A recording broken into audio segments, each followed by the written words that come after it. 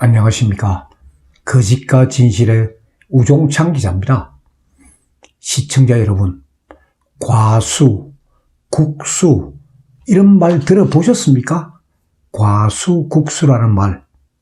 과수는 과장이 수정했다는 말, 그 말의 줄임말이고, 국수는 국장이 수정했다는 말의 줄임말입니다. 이게 요즘 경제부처 젊은 공무원들 사이의 최신 유행어라고 합니다. 자, 이게 무슨 말이냐? 공무원들은 자기가 제일 처음에 입안한 이 정책 보고서를 누구 지시로 수정했는지, 그러니까 자기는 이렇게 해야 된다고 정책 보고서를 냈는데 이게 수정이 됐단 말입니다. 누구 지시로 수정했느냐? 그러니까 과장이 수정을 지시했다, 또는 국장이 수정을 지시했다 하는 부분을 명확하게 표기한 파일을 만들어 둔다는 이야기입니다. 자기가 작성한 정책 보고서가 나중에 문제가 되면 책임 소재를 추궁당할 게 뻔하고, 잘못되면 감옥에 갈 수도 있으니까 보고서에다가 누구 지시로 수정했다는 기록을 남기기 위해서 과수, 국수라는 그 별도의 파일을 딱 만들어 둔다는 그런 이야기입니다.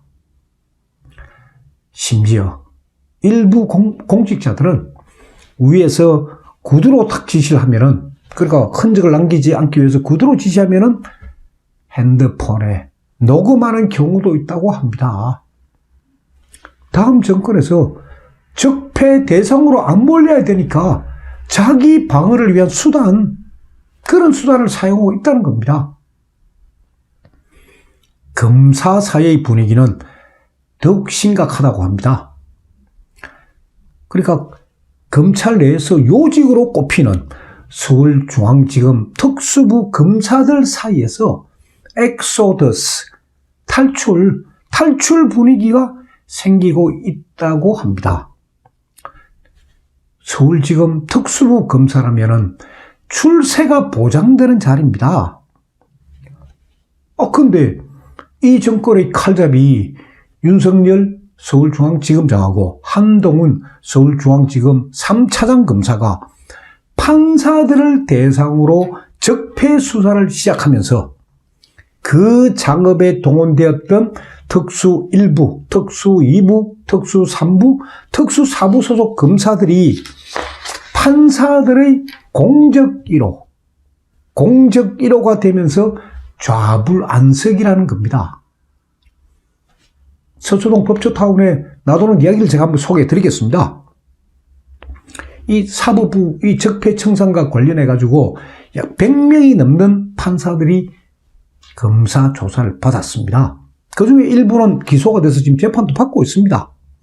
그러니까 그런 판사들도 있지만은 그런 분위기를 다 알고 있는 그런 판사들이 한동훈 검사 휴하의 특수부 검사 명단, 그 한 40-50명 될 그 검사들의 명단을 딱 움켜쥐고 있으면서, 자, 이 A 검사가 불미스러운 일로 나에게 재판을 받게 되면은 혼을 내주겠다. 만일 이 검사가 변호사로 개업을 하면은 그가 수임한 사건, 그 사건에 불이익을 주겠다 하고 벼르고 있다는 거예요. 그래서 특수부 검사들이 하루라도 빨리 특수부를 탈출하고 싶다 하는 이야기가 서초동 법조타운의 우스개처럼 퍼지고 있는 그런 이야기입니다. 오는 6월에 검찰총장 인사가 예정이 되어 있습니다. 이 인사에서 만약에 윤석열 검사장이 검찰총장이 못 되고 그러니까 수평 이동, 그러니까 지방 고검의 검사장으로 자리를 옮겼다 하면은 그동안 특수부 검사들을 보호했던 그 보호막 자체가 사라집니다. 그러니까 더욱더 불안하다는 거죠. 지금 곧 검찰총장 인사가 있는데, 그래도 윤석열 검사장이 검찰총장이 되면은 그런 대로 보호막 있는 속에서 빨리 도망을 가든지 할 수가 있는데, 6월 달에 다른 사람이 검찰총장이 된다? 그리고 지금 검찰 내부 분위기는 윤석열 검사장이 아닌 다른 검사들의 이름이 검찰총장 지금 하마평에 오르내리고 있습니다. 또 판사 사이에서는 이 동료의식이 완전히 사라졌다고 합니다. 그동안 이 판사들은 판사들도 조직의 사법부 일원 아닙니까? 그래서 사법행정상 필요하거나 또 법원과 관련된 주요 사건이 있으면 예를 들어 어느 판사가 음주운전을 하다가 뭐 경찰서에 적발이 됐다든지 이런 일들이 있으면 이건 보고하게끔 되어 있습니다. 그게 대법원 예규예요. 그래서 그런 것들을 다 보고를 했는데 그러니까 법원 행정처에다가 직무상 보고한 그런 일들이 문재인 정권 들었으면서 졸지에 직권 남용자가 돼버려가지고 판사들이 지금 재판을 받고 있으니까 엄청나게 지금 몸을 사리고 있다는 겁니다. 그동안 이 판사 사이는 이제 단독 판사도 있지만 합의부가 대부분 합의부입니다. 합의부의 경우에 부장판사 그리고 배석판사, 그 평판사라고 합니다. 이 부장판사와 평판사 관계는 거의 가족관계라고 불렸습니다. 가족관계다. 왜? 점심, 저녁 식사 같이 먹고 저녁 술 먹을 때도 같이 먹고 주말 등산 갈 때도 같이 가고 아주 그 정도로 친밀했는데 요즘은 평판사들이 부장판사들에게 업무 시간 외에는 사적으로 연락하지 말아 주십시오 하고 욕을 하니까 밥도 같이 먹지 못하고 있다고 합니다. 뭐 심지어 일부 판사들은 오후 6시가 되면 막 칼같이 퇴근해버린다고 합니다. 이 모든 것들이 문재인 정권 출범 이후에 새롭게 드러난 공직사회의 신풍속도입니다. 이게 문재인 정권이 야 진짜 말기다 하는 그런 현상을 보여주는 아주 상징적인 사건도 하나 있었습니다. 환경부에서 지난 2월 달에 조달청에다가 이제 25억 원짜리 국책 사업을 맡겼습니다. 그럼 조달청을 통해서 이제 입찰을 받으니까요. 그게 뭐냐, 내용은 뭐냐? 한강, 금강, 영산강, 낙동강. 그 4대강이 설치된 16개 보의 철거와 관련된 계획을 수립하는 그런 용역이에요. 4대강보 철거 사업은 이 문재인 정권이 지역 농민들의 반발에도 불구하고 지금 밀어붙이고 있지 않습니까? 그래서 이 용역사업, 조달청에서 공고한 이 용역사업을 따게 되면은 나중에 4대강보 이 철거공사 사업도 맡을 수 있는 아주 엄청난 이게 대형 프로젝트입니다. 그런데 조달청이 지난 2월 달에 첫 입찰 공고를 냈는데 아무도 응찰 안 했습니다. 3월 달에 재공고를 냈습니다. 또 아무도 응찰 안 했어요. 4월 달에 재공고를 냈지만은 3번 모두 유찰되었습니다.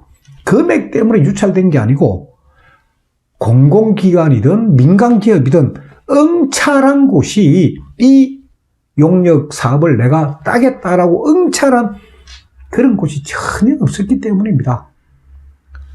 아니 기업이 왜 돈벌이를 마다하겠습니까? 기업이. 이건 한 가지예요. 문재인 정권 계속해서 정권을 잡는다는 보장이 없다. 이것 때문에요.